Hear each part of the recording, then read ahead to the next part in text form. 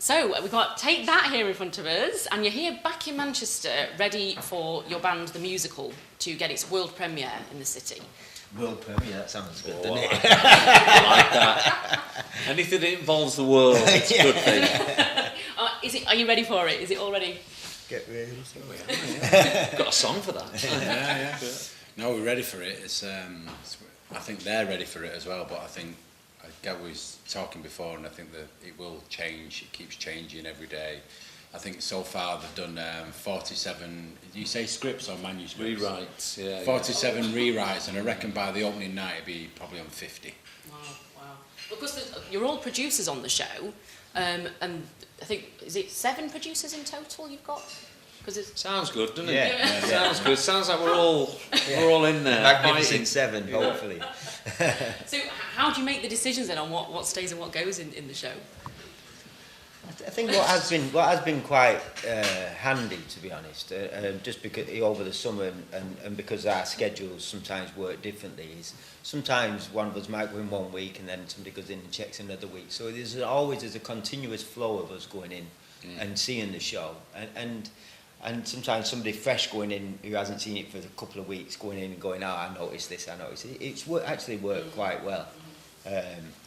The fact that we've done that, it's probably harder if we all turn up, like when we're doing the previews and doing these later shows now, and we're all in there going, I think they should wear red and I think they should be wearing blue. Then they'll probably tell us to go and get a cup of coffee and leave them to it. Clear off. Yeah. Yeah. And as it stands now, what can people expect from the show, would you say, who are going to be coming in Manchester to buy tickets and have already got their tickets for the musical? One of the things for us, what we chatted about, musicals are quite new to me. I hadn't seen many, apart from like Gary's several times, but I haven't seen Matilda. So musicals for me were quite a new thing. So this whole experience over this last year and a half has, been eye-opening for me. But I realised that from my point of view, when you go and see a musical, and it's been talked about a lot, is first of all the book, getting a great story. And that's the thing that we've been really fine-tuning. But also, it is the band and it's the music of Take That. So it's trying to get something that, if you're a fan of the band or you like the songs, or that you're getting the energy from that. That it comes across in the right way, that the songs are portrayed in the right way. But also one of the things we've always talked about is for the story to, if you don't know the band, that the book is still going to carry, and the story is going to carry through. And that's been one of our things we've talked about for the last year and a half, really, getting the right balance. And I think that the link with what we do as artists is we always want our audience to go away having had a great night, and this musical, I think it makes you laugh, it makes you cry, it makes you dance, and you want people to be going out the doors going, what a night we've had. And it's the same when we make our shows. We sit there planning the set list to make people, we want them to leave going, that was just a great night. And theatre's no different. We want people to have a great time.